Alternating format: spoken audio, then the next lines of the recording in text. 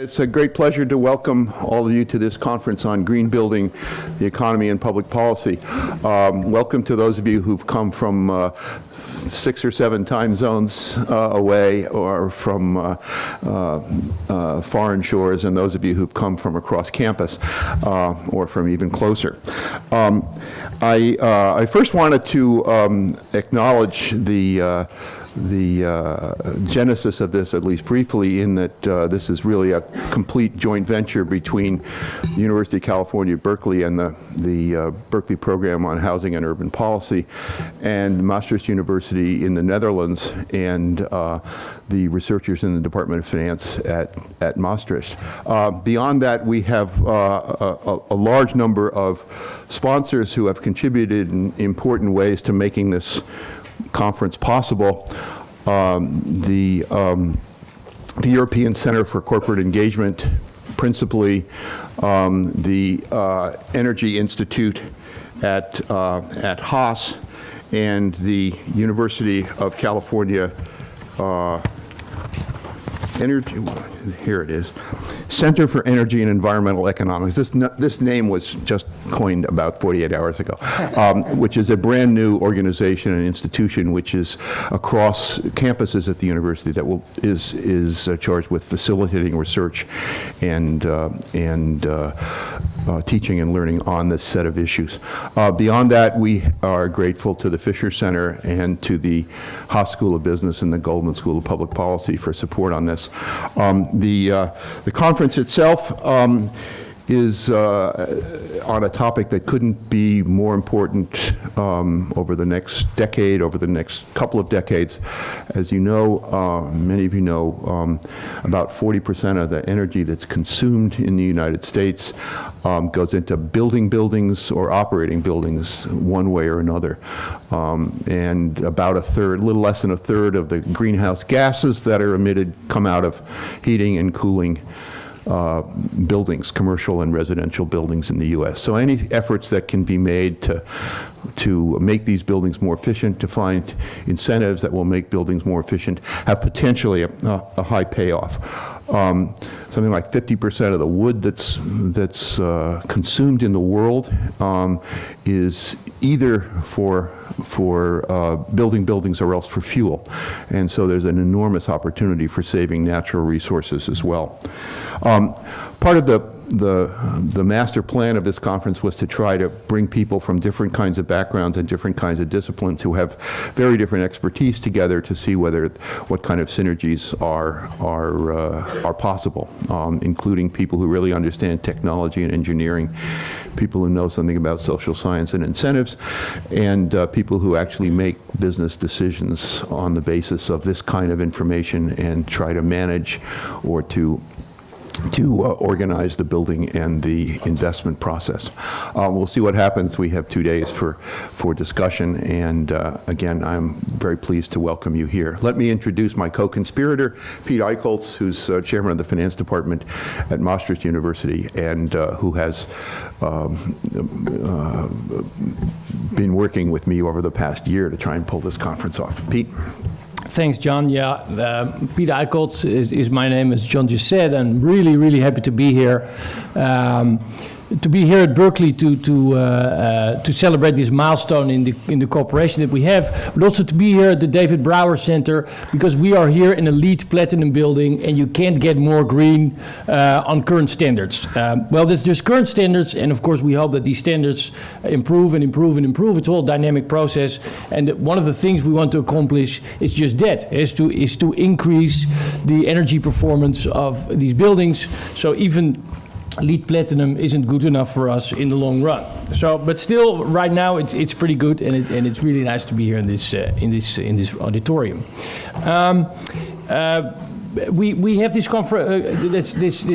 cooperation going on, and you could say to some extent that it is already a global cooperation, and that needs to be, because it's a global problem we're facing. So global problem needs a global research effort, and therefore a global cooperation. And since there are 9 hours time difference between Berkeley and Maastricht, it is kind of global. But we're not spanning the world yet. And one of the ideas of this conference is that it's going to be a traveling circus. So you can already put in your agenda the dates for the next conference in Maastricht on the 23rd and the 24th of March of 2011. So that means you have plenty of time to prepare for that. And then after that, it's going to be probably somewhere in Asia, maybe Australia, because Australia is kind of ahead of the curve. We don't know yet, but it will have to be a global cooperation and a global effort, that's for sure. What we're going to do in this conference, and probably also in the conferences following this one, is always a mixture of policy items and let's say one day of policy issues, that's today, and then on the second day, the cutting edge research that needs to be done to advance this agenda. And that cutting edge research, as John said, is both research with a social science background, research in incentives, etc. What kind of incentives do we need to get things going? And on the other hand, it's research more from a technology background. What kind of technology do we need to get things going? And then to foster a discussion between these two fields. Okay, so that's what we're going to do today and tomorrow. I'm really, really looking forward to it because I think it's going to be incredibly stimulating. And with that, I'm just going to stop to introduce to you Richard Lyons. Richard Lyons is the Dean of the Haas School of Business. And you could say that Richard is maybe the pioneer in the cooperation between UC Berkeley and Maastricht, because I think he spent some time in Maastricht to work on a paper with a buddy of mine, Kees Koedijk, who was then the chair of the finance department. And I think they wrote a paper together. I don't even know exactly, but nevertheless, it was intellectually incredibly stimulating. So John and I thought, if Richard can do it, so can we. Okay, Richard, please.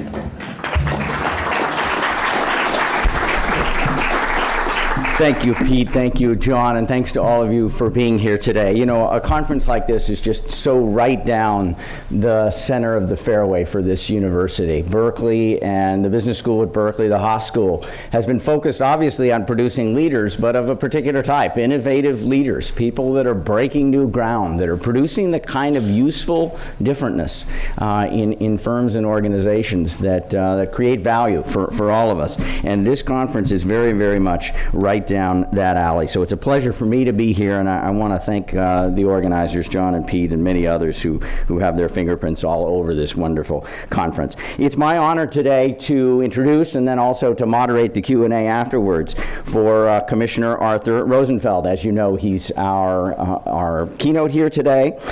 I'll give you a quick overview here. I won't go into too much detail. There's an awful lot of detail I could cover, so I apologize in advance for not going into a lot of detail. He's been on the California Energy Commission since 2000. His first appointment there was under Governor Gray Davis. He was reappointed in 2005 for another 5-year term under Governor Schwarzenegger.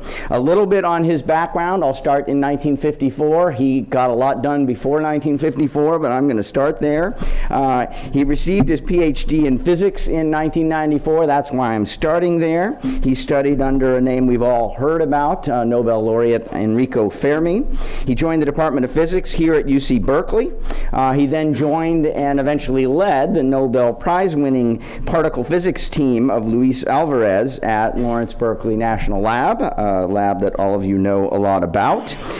He was on that team, eventually led it, and he was part of that until 1974.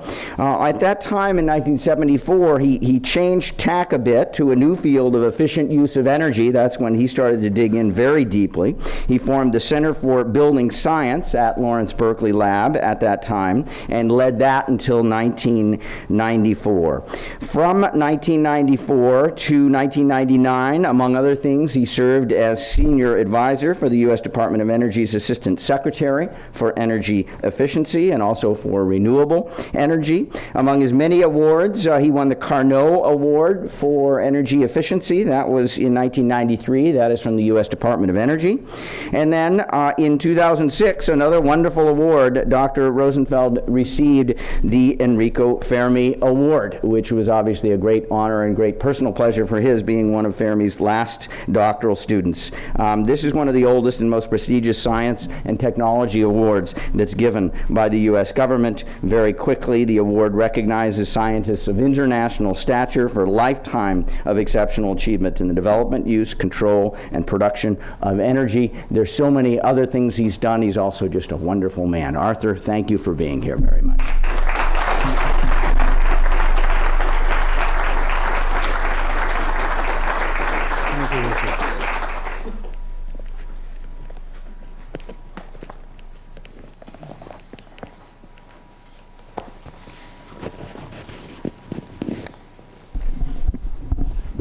Forgot this one. Good morning. I'm very happy to be here. The only comment I have on this first slide is it's going to be up on your website, and it's already up on mine. If you want further talks of this sort of nature, if you just Google Art Rosenfeld, you come to my website. That's the first find. Just to give you a little bit of an idea of my point of view, everybody takes this slide to be a sort of goal of civilization. We should brighten the night skies. From my point of view, this picture is a failure. It's all, if you land at an airport at night, this is not light which is directed at the ground and reflected upwards. It's badly designed lighting fixtures which leak upwards. And we in the California Energy Commission a few years ago passed legislation that only 6%, at most 6% of the light should leak upwards. It was running around 20%. When the engineers then got around to designing the fixtures properly, it turned out to be a few percent. I hope that pretty soon the West Coast will disappear. It takes a little while for light fixtures to wear out, but if you land at an airport in the daytime, if it's I'm disturbed by how many roofs I see on flat roofs, which should be white to reduce air conditioning load, which are in fact, particularly in China, green, yellow, red, anything except white, thus heating the world. Okay, the California Energy Commission, what is it? In California, we have two agencies whose job it is to give a fair shake to efficiency, as fair a shake as flat a playing field as the development of new power. One is the California Public Utilities Commission, which works with 80% of the power in the state. That's investor-owned utilities who are considered natural monopolies and are regulated and highly regulated here, and are encouraged to spend $1 billion a year on energy efficiency. Bill Miller from PG&E is here representing that point of view. Glad to see you, Bill. There's also the Energy Commission, which was formed and vetoed by former Governor Reagan in 1973, but the Arabs trumped the governor with an embargo. The governor decided he'd better sign the bill.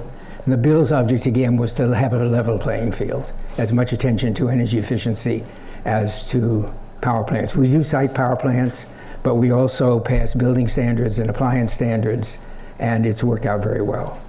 I'm going to talk this morning about basically a few modern things which just interest me and might interest you.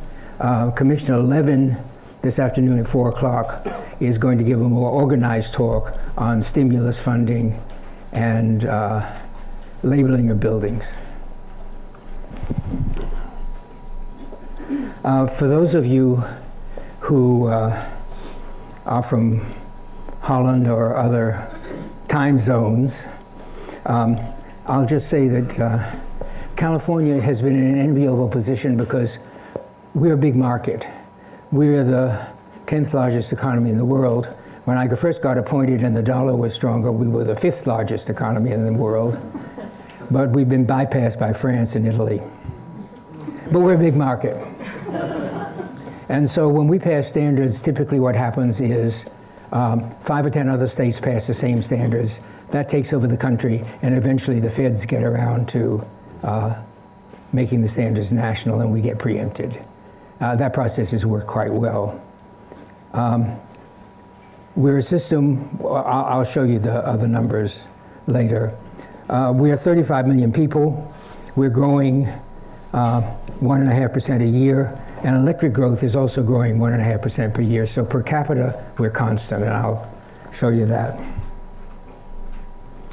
I'm talking about energy efficiency. What do I define as energy efficiency? And I don't know how famous this slide is. This is the McKinsey plot of abatement possible in the United States by 2030. It goes from all the easy stuff, low-hanging fruit here, out to about a third of our energy use at a negative cost of conserved energy. And then we go into supply, which by definition costs more, otherwise it would be here already. How many people in this room have seen this curve before? Good, all right. Then all I want to do is to point out that the area, the orange area, this should really be a different color from this. The orange area is all things which save you money. And that I define as energy efficiency. The area is proportional to the amount of money you'd have to spend every year if you had a 30-year program to do this. This is what you have to spend. This is what you save in utility bills. This is what you have to spend to buy the other stuff. The areas are about equal. That's all I want to say. When many economists tell you that it will knock 1% off our GDP, they're looking at this area only. Those of us who believe in efficiency, and we think we proved the case in California, think we've saved more than we put into here. It's certainly within the noise. It's a small effect. And I define energy efficiency as what saves you money. I want to point out that this is a big savings. We're not talking trivia here. This is a plot of the United States from 1949 to this green line, which represents the embargo in 1973, and high prices for electricity from 79 to 85. The y-axis is energy intensity, E over GDP, and that's a crude measure of how well we use our energy. The idea is you want as little E for as much GDP as you can get. The steeper this curve is, the better. Well, from 49 to 73, it came down, and the red line is an eyeball fit to its coming down 0.5% a year. So that's just a natural effect. For centuries, it's been 0.5 to 1% a year. We get smarter, we use energy more efficiently, or better things come along like oil instead of coal for our country. Then policy sets in, or expense sets in, and the red line is a projection of what would happen if we stayed with business as usual. The blue line is what actually happened. That's history. It comes down to $1 trillion before the boom in oil prices a year ago. This slide ends in 2005. $1 trillion is a nice convenient number, and that's our total energy bill for electricity, gas, coal-fired electricity, for electricity, purchased as electricity, natural gas, gasoline, all the retail end uses of energy. If we had stayed with business as usual, it would have been $1.7 trillion. The difference is $700 billion per year. If you want to think of that as a big number, it's enough to support the Department of Defense, including fighting 2 wars every year. So this is a non-trivial attempt to make the economy whir better. California experience, and now I'm talking electricity, where we've done better than natural gas. This is a time scale 1960 to 1972, and then the embargo, and then on till 2008. The golden line for the golden state is California, electricity use per capita. So the fact that we're growing internally with immigration by 1.5% per year is taken care of, both in GDP and in electricity use. And you will notice after the embargo, we were actually short on electricity because we were all on oil-generated power at the time. The United States has a lot of coal power, so that effect didn't show up. But this was gasoline lines and shortages of oil for electricity. The way we've achieved flatness is to make huge gains, which I'll talk about in the next slide, in appliances and new buildings and energy efficiency programs in general by the utilities. The United States had access to the same information, didn't pay quite as much attention, has a Congress that is more susceptible to lobbying than California Assembly and Senate, and has gone up 2% a year and is now up 50%.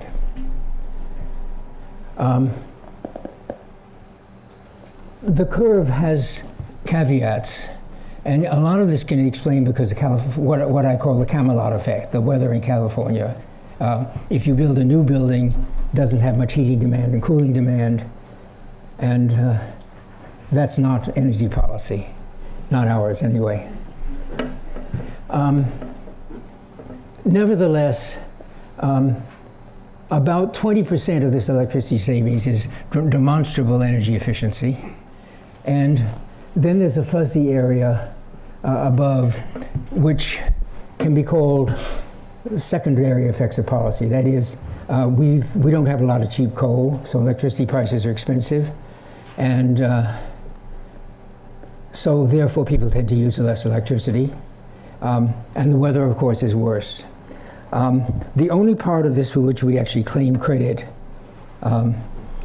is the difference between the golden line, which is the same as you saw before, and the green line, which is the Energy Commission's claims for policy. The rest of it is fuzzy, as I said, and so I don't want to overdo that. But where do the savings come from? Incidentally, it says here, well, I can't. This represents 20% of our electricity that we're sure we've saved. Where does it come from? Comes from standards, half to 2/3 of the effect. Building standards are unique to California. We have the toughest in the country, and we enforce them. Appliance standards are also applicable to the United States, although probably aren't enforced quite as well. This is the surefire results of the utility spending programs, which are now up to, let's see, this is 2006. This rise here is the greenhouse effect and interest in energy efficiency, and represents this $1 billion a year of public goods investments by the utilities, as I mentioned. And then naturally occurring is a vague issue again. The utilities give a $2 upstream rebate to the manufacturer of any compact fluorescent sold in the United States. At some stage of the game, that's clearly a utility program. At some later stage in the game, it's just a naturally occurring market transformation. The division between the two is difficult. But anyway, this is the 20% we claim. And our prices are higher, but our energy bills are lower because we only use 7/12 as much electricity as the United States does per capita.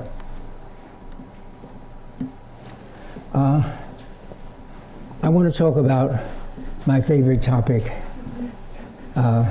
refrigerators. How many of you have seen this slide before? Okay, I won't talk about it very long then. But I will, for economists, make one point. I will say what the three lines are. Let's get rid, first of all, of the purple line. That's the size in cubic feet of a refrigerator sold in 1947 through 1975, 15 cubic feet, through today, 18 cubic feet. It's leveled off here at between 15 and 18 because that's the biggest refrigerator you can get through the kitchen door. The data are not corrected for that. The black line is the energy intensity. 300 kilowatt hours a year is about 30 watts, like a light bulb running continuously for 30 watts all year. This has gotten up to 200 watts, 25% of residential energy by 1975. Then this is labels plus the threat of the first standards, which came in about here, California standards, more California standards here down to 100 watts. And then the feds took over, and it's down to 40 watts, and there's going to be a revision pretty soon down to about 35 watts. The point that's most interesting, I think, to economists and people looking at a green economy is what happened to the price. Now, the price should have gone up in theory because we're asking for better heat exchangers, more efficient motors, better controls, and so forth and so on, microprocessors. In fact, what happens is you put an equal burden on all the manufacturers. They have to redo their assembly lines to work for better energy. And they put in all the modern tricks for the 20-year-old assembly line didn't have. And so they put in numerical control and robots and better materials and better processes. And the price for refrigerators, instead of going up through the roof, comes down. And that's very encouraging. It also means if you build new assembly plants in China, you've got some tough competition. But luckily, refrigerators are pretty big, and they're made in the United States. How many power plants have we saved with this? If we go back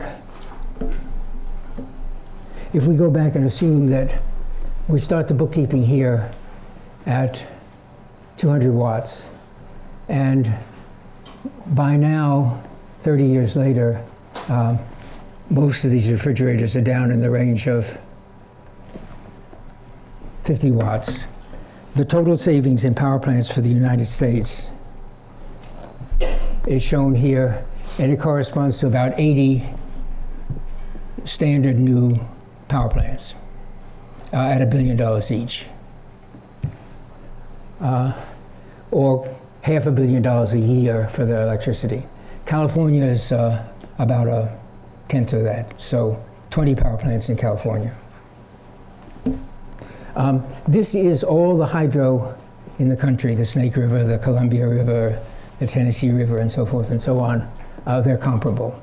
So we deliver almost as much in energy services as all the hydro in the country. Now, one point I want to rub in is this is in billions of kilowatt hours. But this stuff is saved at your meter where electricity prices are high, approaching 18 cents per kilowatt hour residential in California. This stuff and this stuff, the nuclear and the conventional hydro, are simply wholesale prices out in the boondocks somewhere. They still have to be transmitted, managed, and so forth and so on. The next plot looks the same, kind of, but it's in dollars per year. The savings for refrigerators at 10 cents a kilowatt hour were about $17 billion last year. The value of all the hydro in the country was about 2/3 of that. The value of all the nuclear power in the country was about 20. So a couple of more updates in refrigerator standards, or throw in television standards, which we just passed, and we supply as much energy services as the nuclear fleet in the United States. That's what I call energy efficiency. Television standards, in fact. This is the energy used in billions of kilowatt hours per year from 1975 till the flat screens were invented. They're bigger, they take a lot of light. 90% of the energy used by a modern TV is the flat screen display. The actual television mechanics, electronics are 25 to 50 watts. These are all old CRT, cathode ray tube sets, growing in number, but the efficiency improving so that they stayed about flat. Then flat screens came along. They're bigger, they take easily 100 watts. And they're so convenient that the number of them per house has gone up to something like 4 or 5. Modern houses have a family room with a big theater and then lots of flat screens around. They're so convenient you can put them anywhere, and people do. So went up fast, up to about here, reached 9% last year of California energy use, and we decided it was time to regulate them. This is what will happen, and probably level off at something like 5% of household use. But remember, we got down to 25% on refrigerators, down to 25% per square foot on air conditioners, down to 40 or 50% on heating, and with white roofs you get another 10%. So that cancels and gives us the California effect. This is to show you all the 1,500 TVs on the market. What we've done is, starting in 2011, we get rid of the dogs here. Actually, they can be manufactured as late as 2011. And then all of these comply with Tier 1, which is 2011. Tier 2 is 2013. This is a 25% savings. This is a 50% savings. Nobody will notice. Most of the sets already comply with Tier 1, so it's easy. Lighting, I don't want you to look at the chart particularly, but the incandescent light is moving towards extinction. The gains required are 25%. A 75 watt light bulb will come down to 72 in 2011. The 60 watt light bulb will come down to 53 in 2012, and so forth and so on. And in 2018, lighting has to be down to what you get from compact fluorescents or better, which are 4 times more efficient than modern incandescent lighting. There will be some incandescent lighting specialty lights on the market, but basically they're a goner.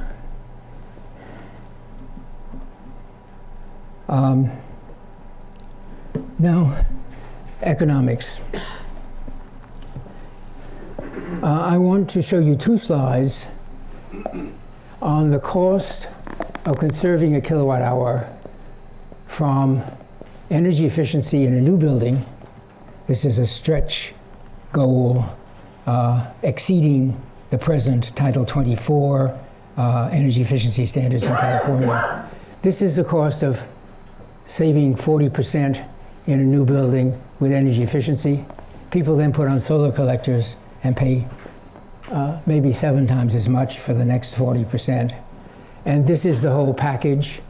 So the energy efficiency pays for the solar collector. And the retail cost of electricity, as I said, nationwide is probably about 15 cents per kilowatt hour, way up here. So the whole package seems to just about work for California. Now, the reason I've got Premier Gardens in red is that we're now moving into an era where you can get some costs. All the rest of these houses are research houses, single houses. There's no way to tell how much extra they cost because they're one of a kind, a lot of engineering to do, a lot of ordering of special things and so on. But this is 99 houses in a development called Premier Gardens in Sacramento, which is hot in the summer. And with 100 homes, you can go to the developer and find out how much extra it costs per home. And so these figures are pretty reliable, and a lot more are going to show up around the country. So the moral to this story is, if you're going to save energy efficiency and you're wealthy, you can do both. But if you're going to just save energy, the one thing you want to do first is concentrate here. And I want to put up a different scatter plot just to rub this in. This is in dollars extra for your new energy efficient home. Incremental cost of energy efficiency measures and photovoltaics in dollars, from 0 to 10,000 to 20,000. And look only at the red line. This is not kilowatt hours per square foot, but kilowatt hours equivalent per square foot, where you also take the heating gas into account at the heat rate.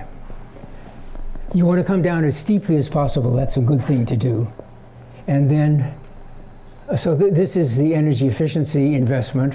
For premier homes, it was around $3,000 extra on a $250,000 house. So you don't really notice that, but you notice it in your utility bill because you're down 40%. Then you don't come down steeply enough to pay for it, but this is the dog leg for the photovoltaics. Instead of $3,000, you pay another $15,000, and you can get the same effect. This doesn't seem to be widely recognized in building standards, which I'll talk about later. Everybody's going for photovoltaics. They're so nice and sexy, and they forget about the energy efficiency. But notice, you can barely see it from the middle of the row, and I apologize for it. The parallel orange guidelines are indifference lines. That is, if you can come down as steeply as these dashed orange lines, it's indifferent to you whether you leave your money in the stock market or you put it into your solar collector. Anything steeper than these indifference lines is a good buy, better than the stock market, and it's after taxes. And anything less steep is not a wise investment unless you're trying to be very much greener than your neighbors. We've got to get this data from many more developers and make this data better known. Global cooling. Some of you people actually have to deal with commercial property. I want to make a couple of points as I whiz through this.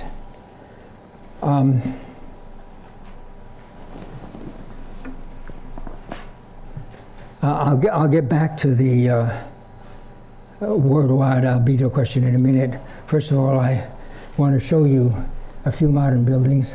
These are modern sports arenas. This is an island in Greece. I'll show it to you bigger later, Santorini. This is Bermuda, more Bermuda. All these things have white roofs. All of these things have white roofs, which don't get hot, don't radiate down in the building underneath, and save typically 10% of the air conditioning load. Cost, if it's a new building, 0. Cost, if it's a re-roofing job, 0. We're not urging people to get out and paint their roofs. Wait till they start leaking. There's plenty of time to decide whether you're going to go black or white or red or green. But it's taken over. Oh, and in California, a flat roof must be white, has been in a flat roof or a re-roof, has been a part of the standard since 1985.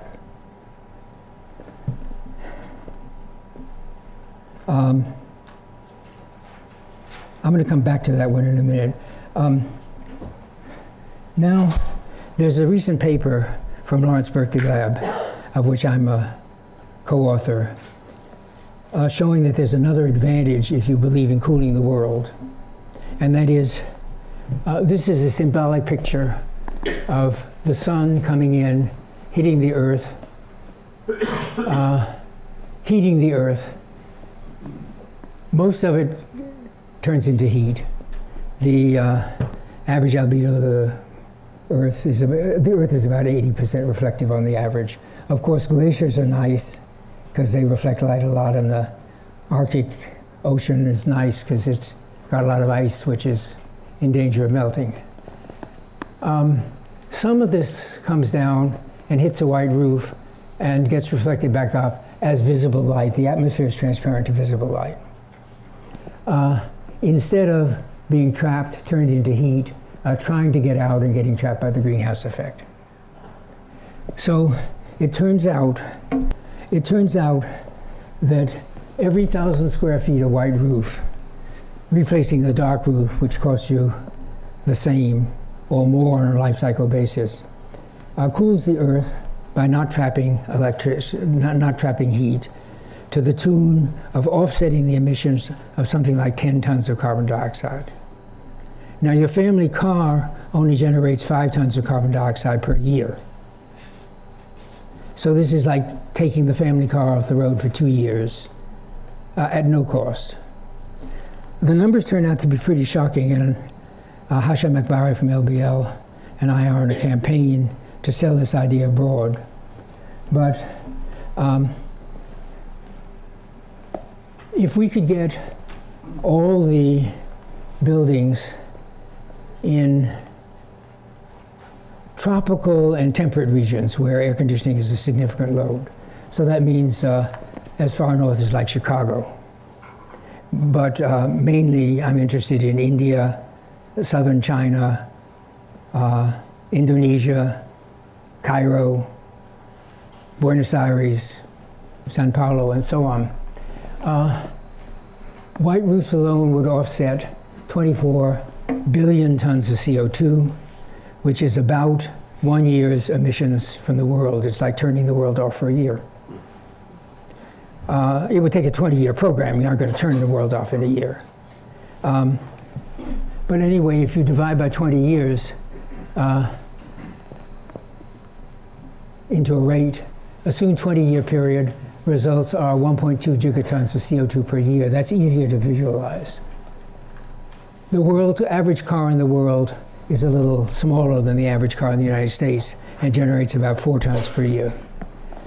This is equivalent to getting half the cars in the world off the road for 20 years at no cost. Those of you who manage anything to do with commercial buildings, when you get your roof redone, get it done in white.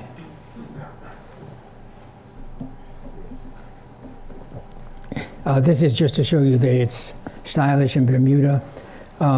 Everybody whitewashes his or her roof once a year.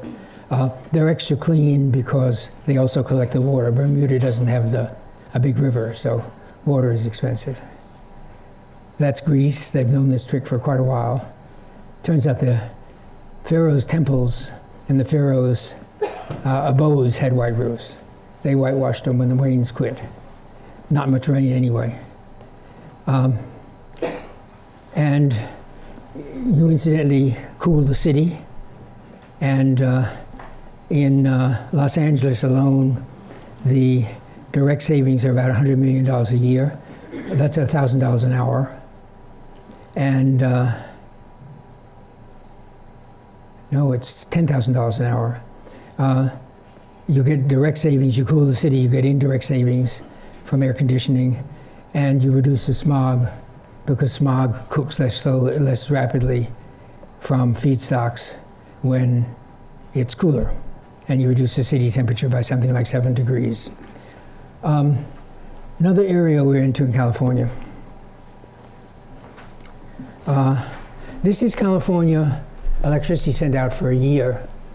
It's 40 gigawatts during most of the year from January to May, and then you see the summer come in and air conditioning kicks in, particularly residential air conditioning.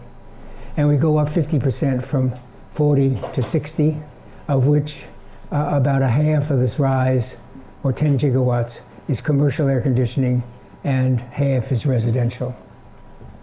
So you want to do everything you can to reduce air conditioning load.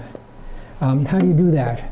The incentives right now are not very good. Your meter gets read once a month, and so there's no incentive to pre-cool your building in the morning and then let it coast through the afternoon.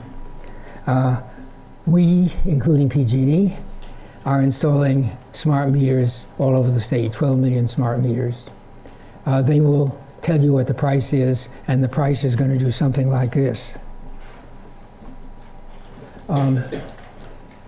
This is drawn back in the days when average electricity costs were about 12 cents a kilowatt hour all day, all at the same price.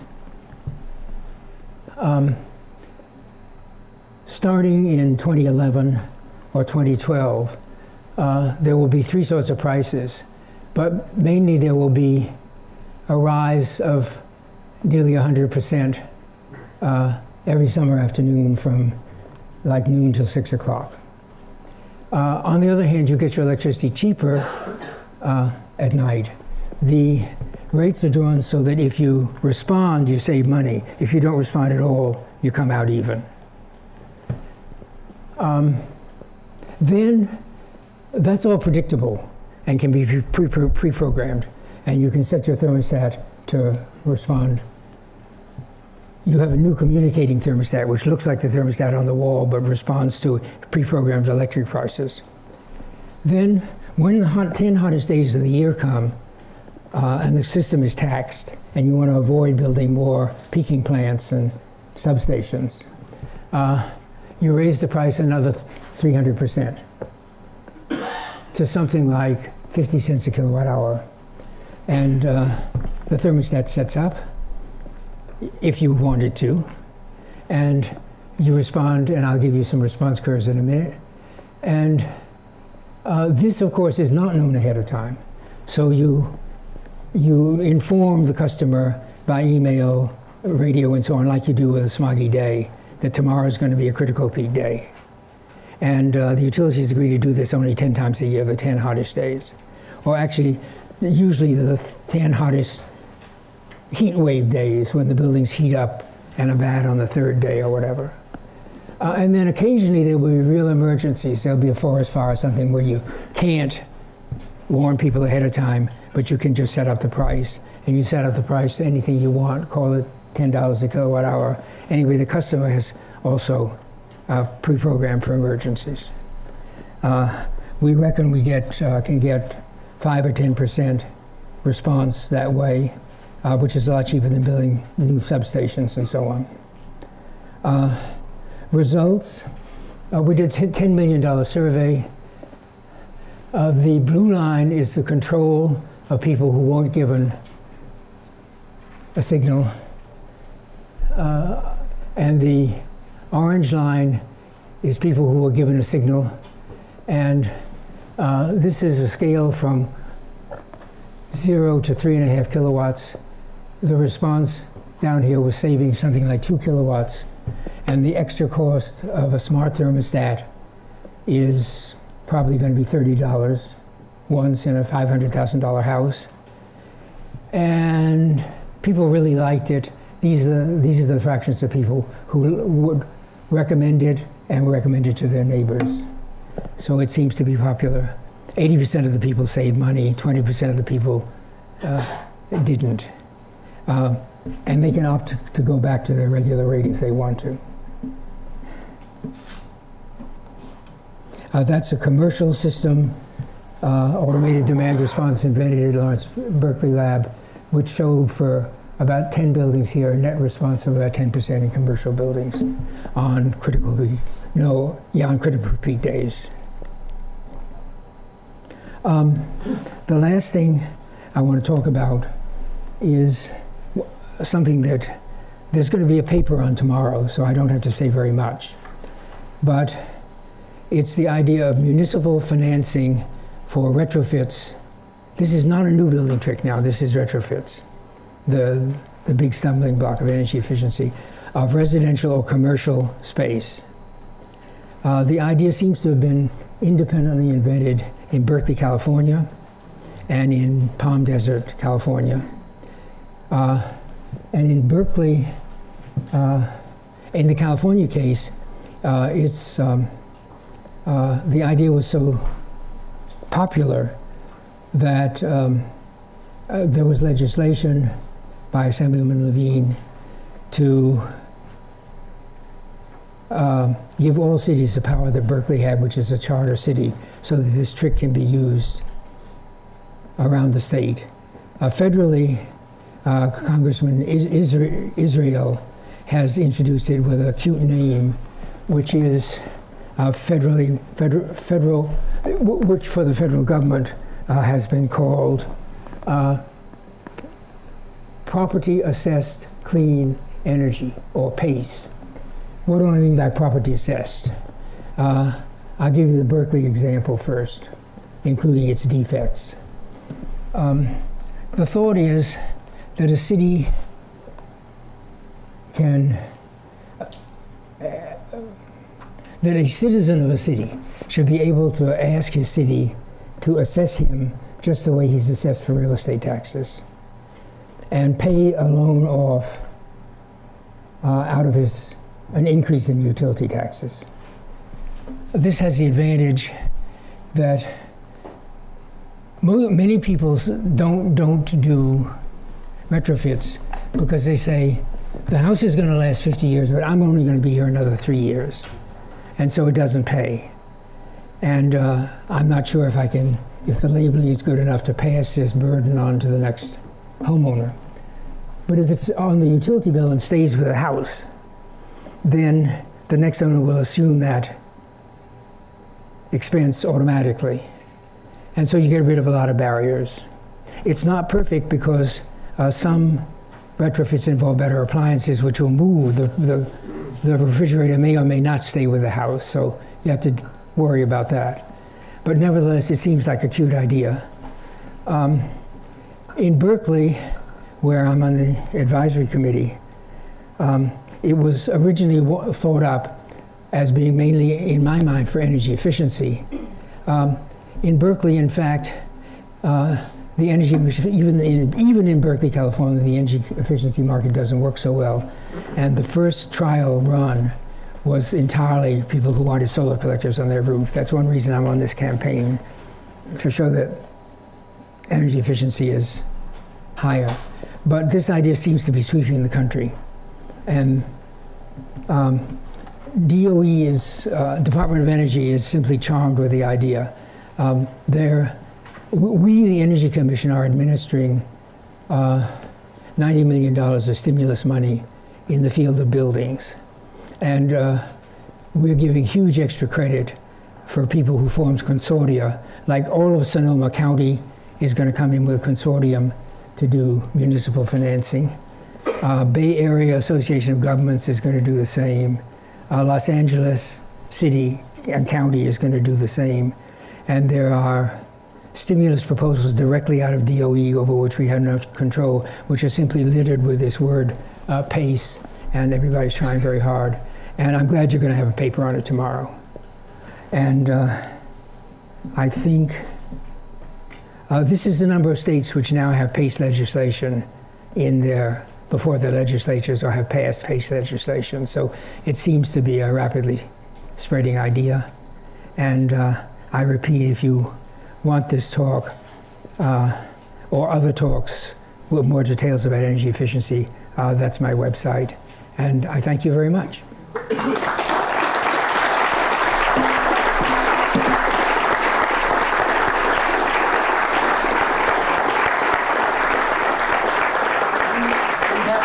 Scheduled, but let's mix it up just for a couple of questions, just to make sure that we get a few on the table here, and then we'll take a break. So, question from anybody, please. Way back there. Way back, please, sir. Are the PACE bonds going to be available for commercial as well as residential? The Berkeley one is, remember, these are voluntary assessments, so everybody will do differently. But the Berkeley and Palm Springs ordinances are for residential and commercial, yes, both. Other questions? Right here, please. Hi, I'm really curious about the timeline for implementation and how the Energy Commission chooses the dates, like when the efficiency standards for refrigerators were adopted, when the light bulb switch. And I suspect it's a push and pull between the politics of the situation and and the engineering when you think the transition comes back? Did anybody hear the question? What's the timeline? How on earth do we decide that we can bring in TV standards as early as 2011, whereas we're going to wait till 2018 for compact fluorescence to take over? It's negotiation. It depends a lot on looking at the market and seeing how fast. Like I can tell you, TVs are getting better 20% a year. So you look at historical data like that. Now, one of the reasons we do it as a state, the main reason we do it as a state is the goddamn Department of Energy doesn't do it. But That's all the time we have. Thank you. But by federal law, anytime it takes about 5 years. That is, it takes about 2 years to develop the standards, hold hearings, and so forth and so on. And then by law, you have to give the manufacturers 3 years notice. One of the reasons that the states like to form consortia and urge the feds to do it a little bit more is because we can pick our own timescales. One more question? Please. I have another question about TVs. On your chart, Who's talking? Hi, hello. hi. Your chart with the televisions, it cut off at a certain size. Is that due? Will those larger sets be unregulated, or will there be a different size? They're plasma TVs. Plasma TVs have a few percent of the market, but they have the very big screens. We just didn't have enough data. We will go back and look at that. Originally we tried, and that was the weak point in our hearings, and we just decided to exempt them for a couple of years. They're a dying industry anyway because the liquid crystal diodes are so much more efficient. Let's take one more. The Dean of our College of Environmental Design, Jen. Hi. Hi. That was a great talk. I wanted to ask you about albedo reduction efforts, white roofs and so on, and versus urban forestry. And if you could talk a little bit about the comparative advantages of those strategies that are very related to urban design. Urban forestry meaning mainly trees along sidewalks. Green cover for Yeah. areas. Okay. As far as permanent effects go, the trees cool the city by evapotranspiration, and they're absolutely necessary. And you want to plant them on the south and west of houses, and they shade the houses. And in a study of Los Angeles, which is now about 10 years old, and pardon me if I remember these in degrees centigrade, just multiply by 2 if you want. The Los Angeles heat island itself is about 4 or 5 degrees centigrade. It's quite a significant effect.